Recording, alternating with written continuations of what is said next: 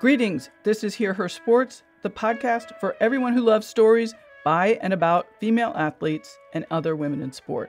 I'm your host, Elizabeth Emery. Welcome. My guest today is Beth Rodden, one of the best rock climbers of all time. Among other things, she has achieved a number of notable free climbs on El Capitan, the 3,000-foot monolith in Yosemite National Park, and has also established the hardest first descent of a crack climb ever done by a woman on the route called Meltdown. Beth has written her first book called A Light Through the Cracks, A Climber's Story. I really enjoyed the book as a story about climbing, being a mom athlete, and how she made her way as a woman in a man's world. Beth is clearly an exceptional athlete, and she is also a regular person. Beth begins the memoir with her much-publicized kidnapping while climbing in Kyrgyzstan in 2000 with 3 other climbers. Throughout the book, she interweaves stories about what happened after they escaped, fear, hardcore training, big goals, anxiety, love and not love, climbing as a mom in a changing body, and as an older athlete. The book is available for pre-order to ship on May 1st. I'd much appreciate it if you order through our bookshop page at hearhersports.com/books. In our conversation, Beth speaks to me about the book, Climbing, of seeing strength in young female rock climbers now, Red S, the beauty of sports, and she compares climbing to golf and writing. I've spent a little bit of time climbing, and even though it wasn't something that clicked with me, I learned a ton about myself and balance in the year that I did. It's also a sport that just fascinates me. It was a real pleasure and an incredible honor to have this opportunity to talk with Beth. I could have talked to her for a very long time. She was thoughtful, interesting, and super nice. I hope you enjoy the show, learn something, and maybe even get inspired to try rock climbing yourself. So let's meet Beth Rodden. Well, hello, and welcome to Hear Her Sports, Beth. It is really great to have you here. I'm so excited. We have a lot to talk about. Oh, thank you. I'm really honored to be here. Well, I'm going to sort of jump right into the book. You recently wrote this wonderful book, Light Through the Cracks. The last chapter of the book is from 2020. Could you, just to get us going, update us, like what's happened since then, where you are with your climbing or training or whatever you're calling it at this point, maybe other areas of your life, anything that you want to update us on? Yeah, that's a great question. I would just say kind of a boring more of the same. I still climb as much as I can.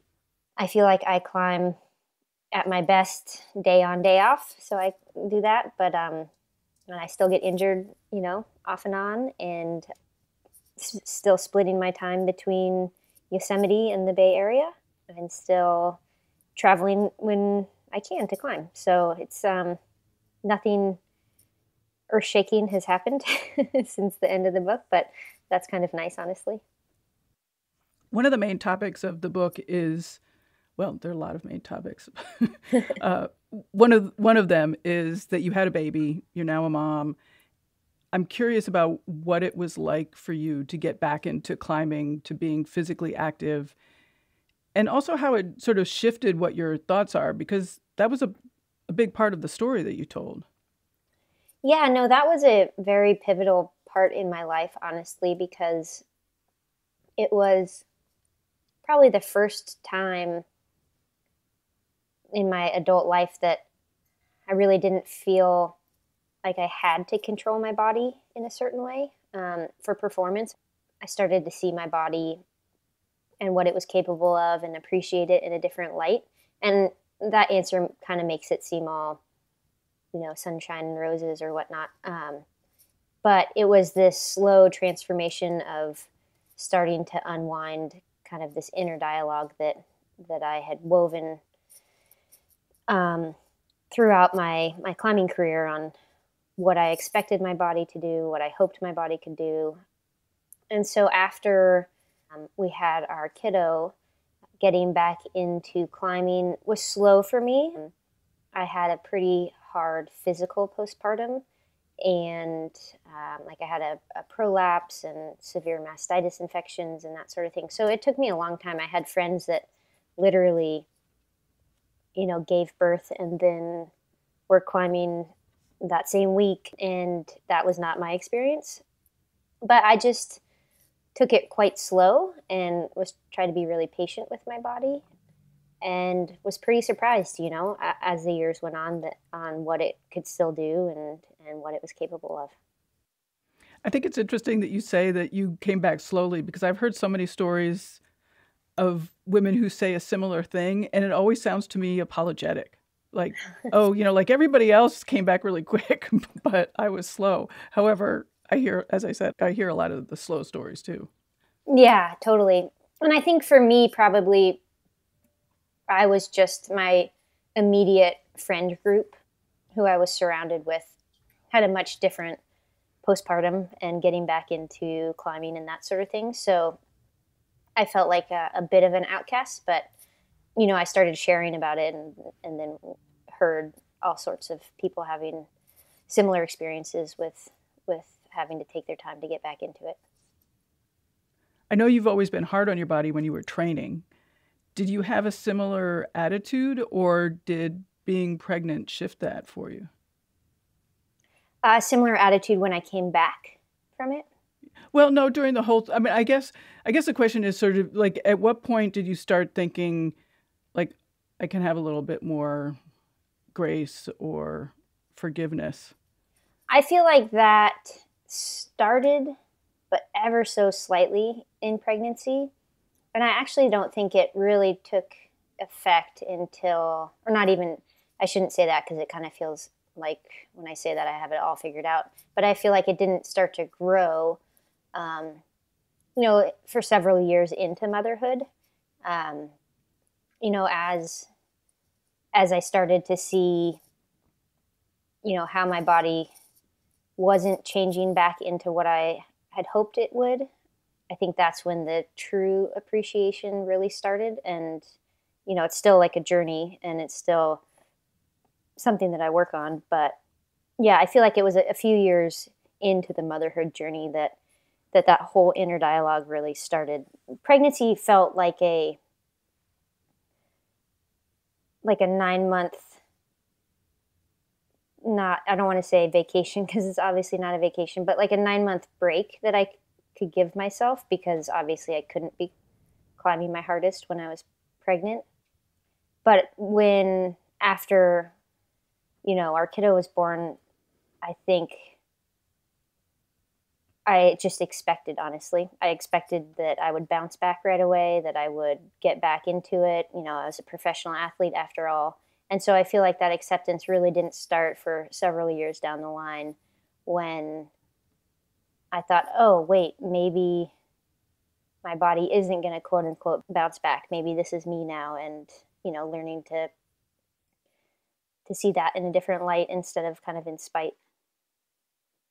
Did you feel like you like after you gave birth, did you feel like you did a lot to try to get back to your pre-shape and it wasn't working? I mean, like, what was that like, that period of sort of, okay, I'm trying, it's not going so great, or it's not Yeah. going as I expected?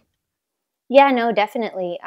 Once I kind of recovered from the hard physical postpartum, like once my prolapse symptoms started to ease up, which honestly was a year postpartum, I started running and I started climbing again and lifting weights and doing all the things that had traditionally worked for me. And my body was just different. I didn't expect that. I thought that it would respond the same way it always had. But there's just so much when, in the early stages of motherhood. And I fully was subscribing to the need to bounce back and, do all the things all the time and say yes to everything. But there's just so much vulnerability there. And I don't think I was prepared for that. I know I wasn't prepared for that. And so, at the same time that I'm running and lifting weights and training and climbing, I'm also not sleeping that much. And I also have, a whole new human to care for. And so, I'm sure there's many reasons for it, but my body didn't respond how I thought it would. And so at some point I was like, well, you can continue to be at war with your body, or, maybe this is something that needs to change, not only inside of you, but in our climbing community or in the sports community for women.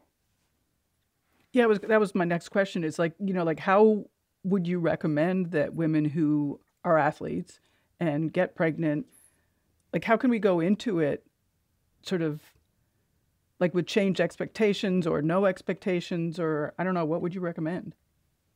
I mean, I think for me, I can only speak to me, but Sure. for me, it would have been it would have been such a huge help to hear the spectrum of experiences, right? Like I heard what was championed in my community, which was look how long she climbed for pregnant.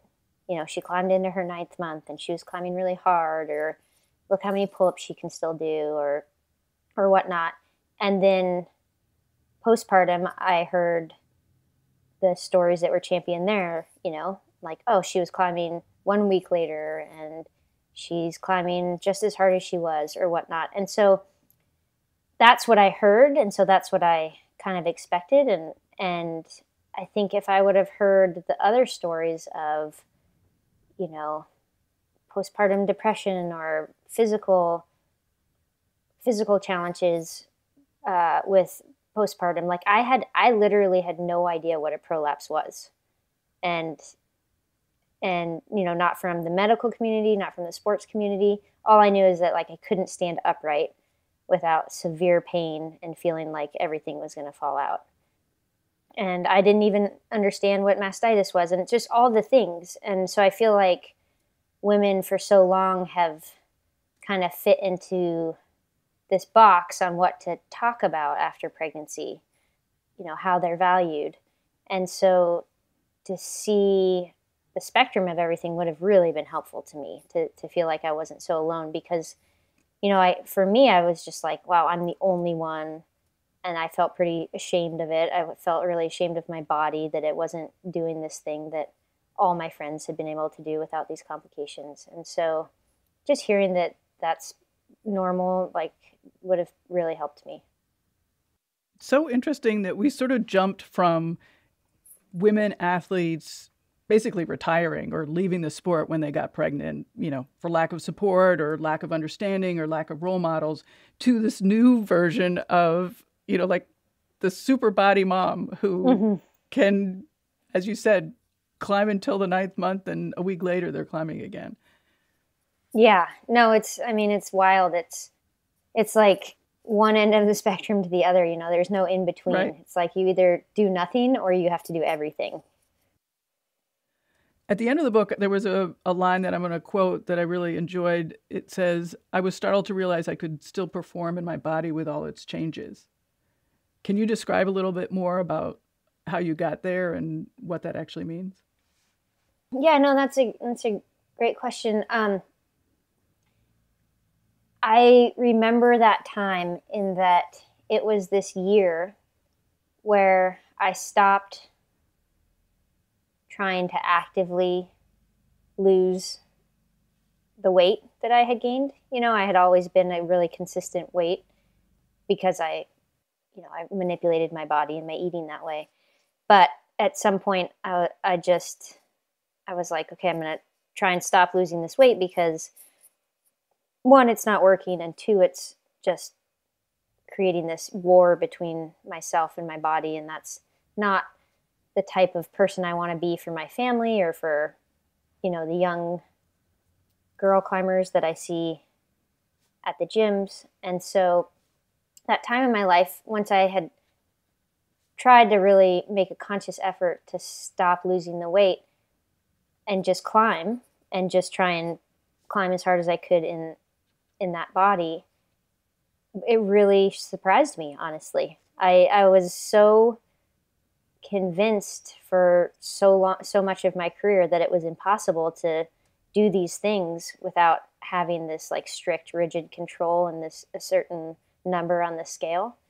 And so once I was able to perform and do things that I hadn't been able to do when I, long before pregnancy, it really kind of opened my eyes, and it was like this physical proof that maybe I needed, Do you still have those moments of surprise when you're climbing? Oh, yeah. Yeah, I have them all the time. Honestly, I had one yesterday, I think, when I was climbing. I just haven't been climbing that much because my prolapse symptoms returned late this past fall, and I'm in my mid 40s now, and I was climbing these climbs that I had done 8 or 9 years ago, and I remember them being so difficult, and I was able to do them, and I was like, oh, that's really interesting, even in my mid 40s and not having climbed much because I'm dealing with this pelvic floor injury, and it's surprising. That's cool. Yeah. One of the topics that we talk about a lot on Hear Her Sports is Red S, and you like tiny touched it in the book, but you never really mentioned Red S. Do you think about that? And if you had Red S when you were in, like training? I never went to the doctor or got tested, but I definitely had disordered eating when I was at my peak of climbing. And not even when I was at my peak. It started probably my first year in climbing and went, honestly, all the way through probably when a little bit before I got pregnant, or a couple years before I got pregnant. So into my early 30s. And yeah, it was just so prevalent in the climbing community, but not never talked about, never ever talked about. And for me, I saw it as this extra strength that I had. I saw it as like being more disciplined than other people, and this other tool that I could use. But I never, talked about it because I never wanted to admit it, because I never thought it was a problem. I just thought it was an asset at that time. Do you think that the climbing world and maybe the sporting world is starting to think about this a little bit more? Absolutely. I think just the fact that people are talking about it openly is a huge step. And I know in climbing, there's a very conscious effort to address it somehow at higher levels, in the sanctioning body for the competition federations. And I don't know if it's a very new thing for climbing to try and do that. So I don't know how effective it is, or it will be, or what's been happening with that. But just the fact that climbers, past and present, are talking about it, are addressing it. Obviously, nobody can be in anyone's body except themselves, but at least in pictures and in videos that are out there now, the body types look much different than they did when I was climbing, especially when I first started climbing. No, that's interesting. Mm-hmm. I would also expect, hearing from you that you can climb now in this new body that you have would help as well. Yeah, and just seeing these much stronger looking females, instead of just these very, and I was one of them, stickly. I don't know that, body types, just very wafer thin is probably a better word to describe it. But yeah, just wafer thin, and now it's just, you see so much more strength, and obviously like the women are pushing the sport forward leaps and bounds. So I think for girls growing up now, they have a much different visual role model than when I started climbing, and hopefully that helps. Well, also a much broader range. I mean, sort of going back to the motherhood topic, a much broader range of what is possible. Absolutely. In the 10 or so years it's been since I was pregnant, it was very rare for female climbers to continue to be sponsored and to continue to be able to maintain their career. And now it's very common. It's, most women don't stop climbing. They don't retire. They don't fade away like I saw when I was younger. And so it's been a huge change in that regard.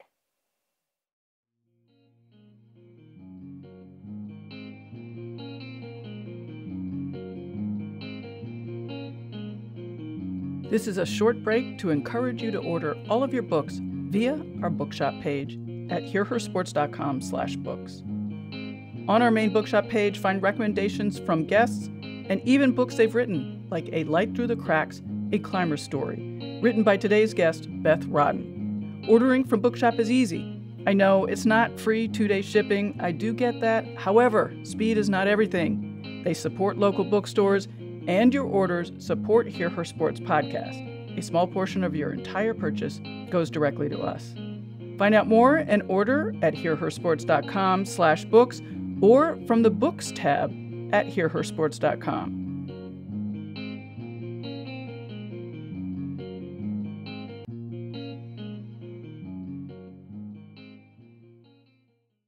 Have you ever wanted to know how to win a Formula One Grand Prix? I mean, really know. Know about the driver tactics from the cockpit, the strategy calls from the pit wall, and even the mind games in the paddock. There's a lot more that goes into winning a Grand Prix than just 90 minutes of racing. So every week on the F1 Strategy Report, we're taking a deep dive into the decisions that shape every result. Hey there, my name is Michael Laminato, and every week I'm joined by an expert guest from the paddock to talk through the big calls that won the race and the missteps that resulted in bitter defeat. Before every race, we'll look back at the previous year's result and consult the current form guide, and we'll be in your feed after every Grand Prix dissecting the outcome and what it means for the championship. So for your regular hit of Formula One analysis, subscribe to the F1 Strategy Report wherever you get your favourite podcasts. The Strategy Report is a Beer Mogul podcast on the Evergreen Podcasts Network. My name's Michael Laminato, and I'll catch you after the checkered flag. And now, let's get back to mom and climber extraordinaire Beth Rodden to find out more about her new book, A Light Through the Cracks. Well, I want to talk a little bit about your book. Maybe, what sticks with you since you've written the book? What topics that are mentioned in the books? Because it really is a very rich book. What sticks with you? What do you like to talk about? Oh, gosh. That's a good question. I'm happy to talk about anything. I think it covered such a long big chunk of my life that there's so many different things in there. Obviously coming from dealing with trauma and PTSD to climbing at the top of my sport to motherhood, I think it's the type of story that I always really get immersed in, it's somebody's life, but their whole life, and that's what I really latch onto is seeing the whole person, not just necessarily one story of their life. Well, you certainly opened yourself up. Why write the book? That's a good question that I think I've been asking myself quite a bit lately, now that it is an actual physical thing that people are gonna read instead of just this tab open on my computer that I went to for nearly 10 years to work on. But I think I always come back to I would have really appreciated a book like this at many different points in my life. I would have loved to have had a book like this to read when I was a teenager, when I was an angsty 20-year-old, when I was a 30-year-old or going through a divorce or falling in love or a new mom. I feel like, at least in the climbing community, and I think a lot of times in the sports community, there's the typical hero's journey, that is always celebrated.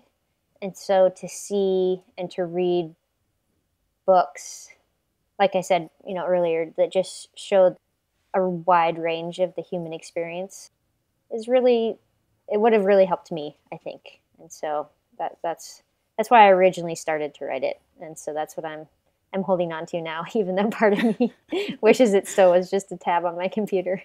Right. I mean, people are actually going to be able to read it soon. Yeah, no, I know.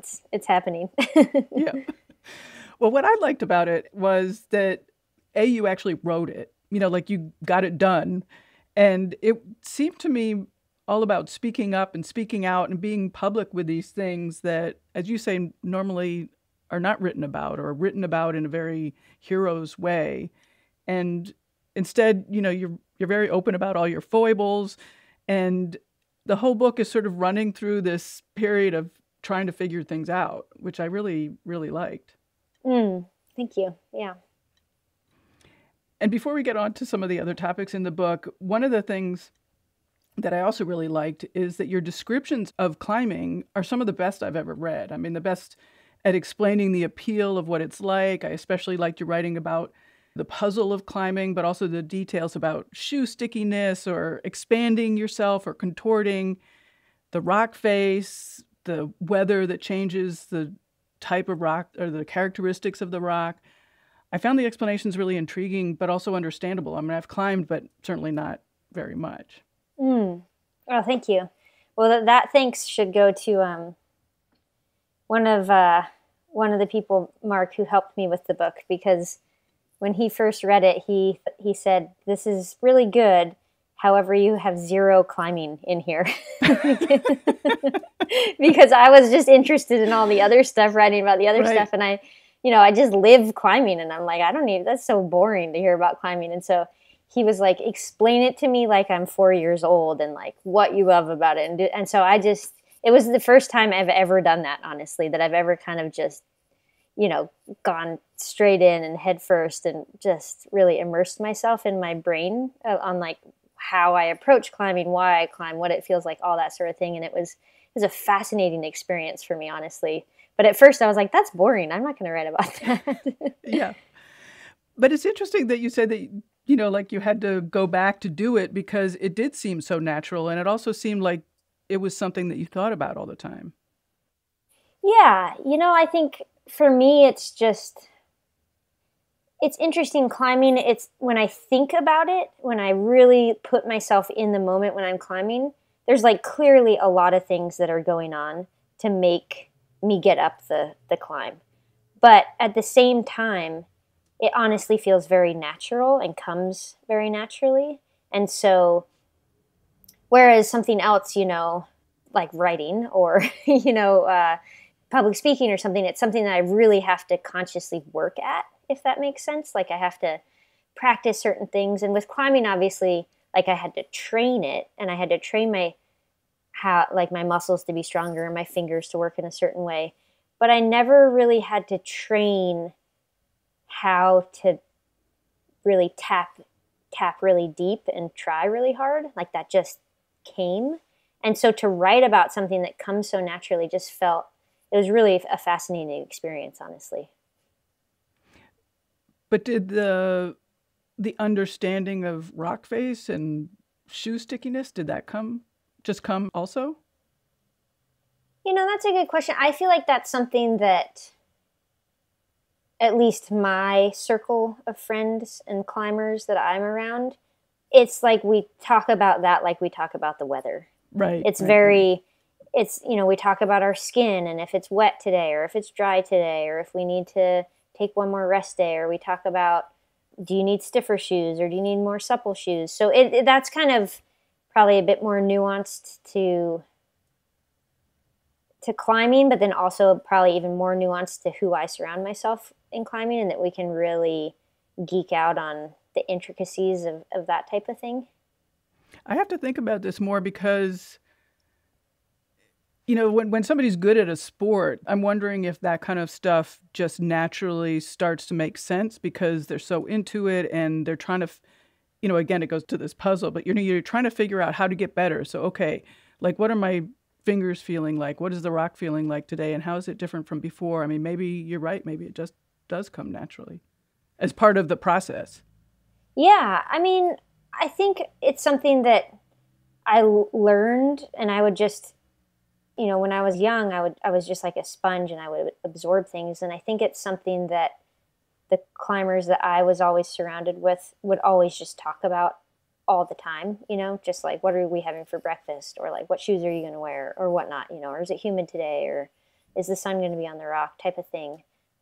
So it's probably like, a golfer watching knowing where the wind is blowing or something like that. Obviously they're taking it into account, but maybe it's not as big of an undertaking as, somebody who doesn't know how to take the wind into account, or doesn't know how to take if the grass is wet into account and how that's going to make your ball roll or something like that. So yeah, I feel like that, might be sport specific. And it also might be, I think it's also climber specific. I think some people don't really like to get into the weeds with that stuff. But I feel like it's just all part of the puzzle to solve. And I really like that part of it. Mm-hmm. I love the weeds. Yeah. In any sport. It's so fun to me. Can you describe more about the puzzle of climbing? Yeah. Honestly, I felt like working on the book was kind of similar to working on a climbing project. And I'm sure you could, this is probably, a comparison you could make to a lot of different things. But for me, when I approach a climb, it's like I have this 50-foot piece of rock, and there are 70 holds to choose from. And somehow you have to come up with a sequence of where you put your feet, in what order you put your hands, in what order you move your feet, in what order you place the gear, how fit you need to be to, how much endurance you need to have in your forearms, how much power you need to have in your arms to be able to do each move. And it was kind of like that with the book, in that obviously, like, there's this blank slate and you're thinking, well, what am I going to put in to put these sequences together? There's 3 parts of the book. And I remember on the 3rd part, there's all these ideas on what to put in there. And so it's like you start outlining those ideas, and then you start, writing each story for each idea, and then you cut some of them out and you weave them together. And it's just like that in climbing. It's like, okay, well, I'm not going to use that handhold over on the right because then it takes me too far right. So I'm going to try and make this work. And it's just really, I just love that part of it. It's like, how can I work with what I have to get up the rock? And what can I do with my body? And how do I need to make it stronger in this area or more flexible in that area to make that work? I'm going to reveal my complete ignorance of climbing, but one of the most fascinating parts of reading your book was this sort of idea of a climbing project of, okay, I want to get up this thing, and I'm going to go back to the rock over and over and over and over for however long it takes to get up that rock. And that to me was fascinating, just that work involved in it. Mm-hmm. Yeah, I'm really taken with that part of it, with refining things and doing that. And I think it's always so interesting to me to go from day one, where maybe you can do 10% of the problem. And that's probably a good day, honestly. But you kind of can understand like what your body might be capable of. And so then over however many days or weeks or months or whatever, you're able to slowly chip that higher and higher. It's like 10% and then maybe 15%. And then you might go backwards and, have to go to 14% and then leap ahead to 30%. And so just that whole refining the thing and learning it and working out each piece of the puzzle. Sometimes off of a 50-foot piece of climb, I'll spend all day on 4 feet, and just really working out that 4 feet. And I don't know, I'm getting excited thinking about it because it's just so fun. But, I think on the outside, it can look like, oh, she just goes to the rock and she climbs it. And totally.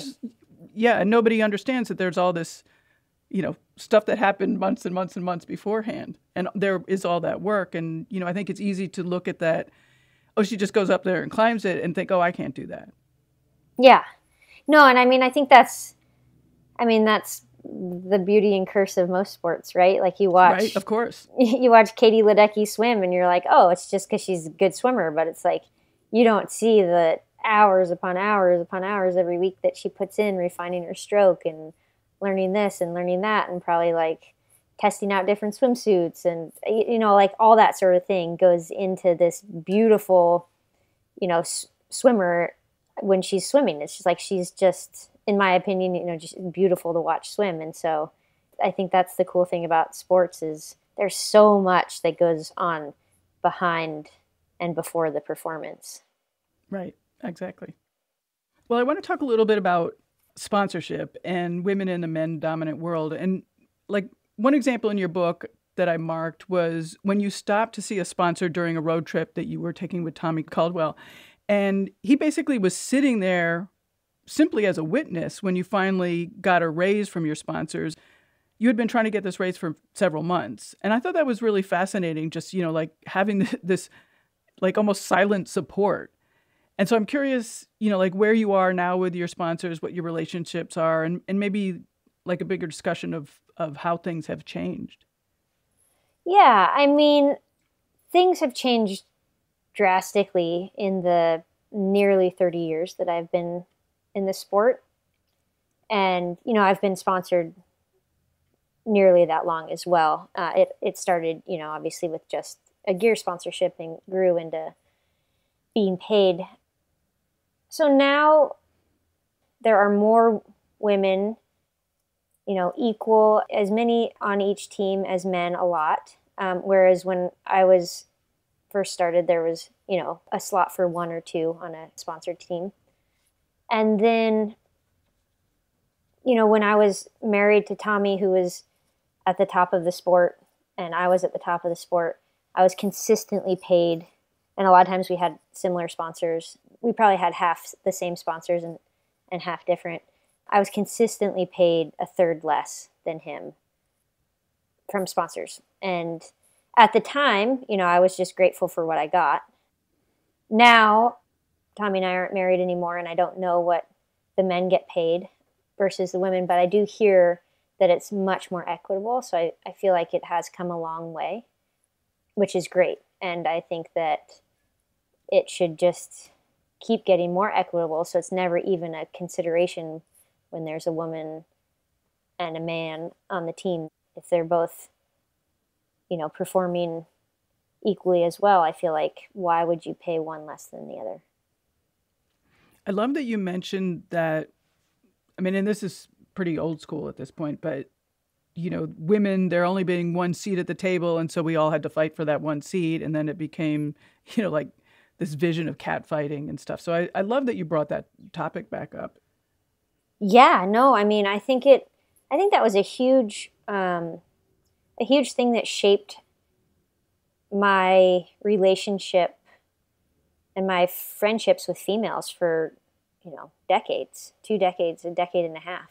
And that I saw them, these women that were climbers that, you would naturally think that I would be friends with. And we were friendly, but I also viewed them as my competition because there were only so many slots for us all to fit into. And so now it's definitely changed. And the younger generation, at least from the outside, again, I can't speak to it because I'm not them, but it seems much less competitive, much less cutthroat in that way to, vie for that one seat. They're very supportive of each other. They, really root for each other, and it's pretty wonderful to see compared to what I grew up with. Do you still have sponsors? Yes, I am still sponsored. Yeah. And like, what are they looking for from you now that's different from what they were looking for from you, 20 years ago? Yeah, so it's interesting in that climbing, I don't feel like there's one way to make it as a climber professionally, which is kind of a nice thing. But back then, I got paid for pushing the level of the sport higher, and for being in magazines because of the ascents that I was doing and these notable climbs that I was establishing or repeating. And now, I haven't been at the top of the sport in a very long time. And so my sponsors and I have found worth in other ways in what I'm doing, and shedding light on a lot of topics that have just been left in the shadows, and really trying to be a spokesperson for climbing and make it a more equitable place. Do you enjoy telling your story now more or less than you did? How are you feeling in this role? Yeah, I do still enjoy what I do. And I think I'm grateful for that. And I think that at some point, if I don't still enjoy what I do, then hopefully I would, try and find something that's next. But right now, it does feel good to me, and it does feel important, and I do really enjoy what I'm doing right now. Do you like being on social media? That is a good question. I don't like the pressures of social media, if that makes sense. Not in the way that I think that might come off, in that, I think social media, it's been proven to be very terrible for young people because of social pressures. For me, the thing that's hard is it's so it's looked at so much for worth in athletes, if that makes sense, because it's just so hard to gauge monetary value. It has always been hard to gauge monetary value for an athlete, I think, because it's like, how do you tell if they're having an impact? It's just hard to put a number value on marketing. So I don't like that. I really liked, when it was just telling your story or sharing certain things and not worrying about how many people, see it or whatnot. But I feel like I've tried to kind of remove myself from that on my better days and just be like, well, if companies see value in me, then it doesn't necessarily matter. So I think it's like, I like social media and for a lot of reasons, in that I like the connection that it's made with people that I don't think I ever would have been connected with. I don't like social media in that it's just maybe some more performance anxiety, I guess, if that makes sense. Yeah, of course. Yeah. Well, I mean, it certainly gives the broader perspective that we talked about earlier. Yeah. Yeah. This is a very open-ended question, but one of the things I was left with after reading your book is sort of this contrast of seeking excellence. And I think that is even a phrase that's in your book, is seeking excellence versus sort of a boring life. And I don't know where the question is, but did the seeking excellence leave, or is it changed, or like, how are you melding the two, or I don't know. Yeah, no, that's a great question. Yeah, I don't feel like I'm one of those people that I'm like, I'm healed, even with trauma or eating issues or anything. I feel like I'm a human, and those things might, always live in me to some regard. And same with seeking excellence. However, I feel like my incredibly tight grip on that and control has been loosened tremendously. In what way? Like, how are you managing the two? And what does that look like? I mean, I feel like, having a kid, it's kind of hard to maintain a tight grip of control because you have another human with you. I feel like just with life, I'm just trying to let life happen a little bit more rather than control it. And it's easier said than done, right? But I'm less able, or I'm less wanting to just try and control everything, and realize that, life is going to be messy, and that's part of it. And it can be honestly one of the joys of it. Right. You did write a book, though. I did write a book. Seeking Excellence. Yeah. One of the things you said in our email contact before we got on the phone is that you think a lot about what to cook for dinner each day. I have to find out more about what you meant.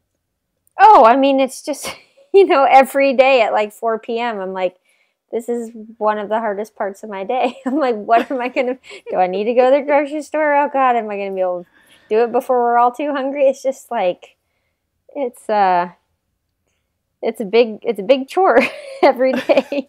It's a big decision. Well, yes, I totally agree. And I have the same big chore. I was hoping you had some joy in cooking dinner each day. And that was what it was about. Oh, I mean, I do enjoy cooking. But yeah, no, it's not like some necessarily peaceful time. I feel like it's peaceful actually when we're at my parents' house, because then like all the cousins can play and my husband and I can just cook together, which is honestly one of my favorite things in life. But, that's a rare day in every year. That's not every day. And you also pointed out that when you cook, you also have to have the ingredients, which means going to the grocery store, which is a lot less joyous. It is very much less joyous. Well, wrapping up, what would you like us to take away from your book? Oh gosh, that's a good question. I have no idea. You'd think I would have an answer. I'm just honestly honored when anyone would take the time to read it, because, taking the time to read a book is a big investment for people. And so for someone to do that is, it's a big honor for me. Well, I hope everybody does. It's excellent. Well, thank you. I really do appreciate that. Well, thank you. Thank you for being here. Appreciate it. Oh, that was really a wonderful conversation. Yeah, I appreciate you having me. And that's it for our show today. Thank you to Beth for being on Hear Her Sports podcast. I'm grateful for her time and for her thoughtful conversation. Please read Beth's new book, A Light Through the Cracks. It is terrific. I'd love it if you order it through Hear Her Sports bookshop page at hearhersports.com/books. Once you are on our page, a small percentage of everything you order supports the show. Your order does help us out with the production costs of making Hear Her Sports. So thank you for ordering from Bookshop. If you are interested in episodes with somewhat similar themes, I would suggest the following. Dr. Margot Mountjoy, who talks about some changes in rock climbing rules to address Red S. Another superstar climber, Sasha DeJulian, and of course, mountain bike racer and new mother, Madeline Detman. I will continue talking to mom athletes in the coming months. Sign up for the newsletter to keep up to date on when the episodes post. Find all the episodes on your favorite podcast player or at hearhersports.com. Also on the website, find ways to reach me, browse through the show notes, and support the podcast through Bookshop, Buy Me a Coffee, and our new affiliate, Naboso, who make wonderful insoles with little feet sensitizing nubs on them. Thank you for listening. I so appreciate it. I appreciate your interest in female athletes and women's sports. I appreciate your time and attention. Thank you for choosing Hear Her Sports podcast today. The best way to support the show is to tell your friends, colleagues, and training partners about it. Hear Her Sports is a proud member of Evergreen Podcasts. Thank you to them and you for your ongoing support and for being part of the growth of women's sports. Until next time, bye-bye.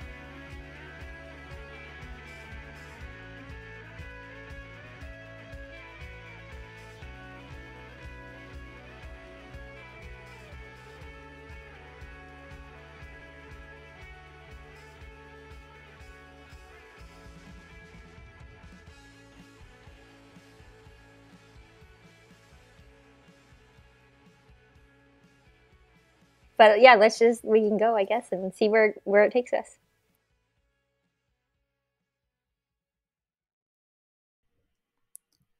Hi, listeners. We wanted to take a moment to tell you about another podcast from Evergreen Podcasts and Sound Talent Media called Pit Lane Parlay.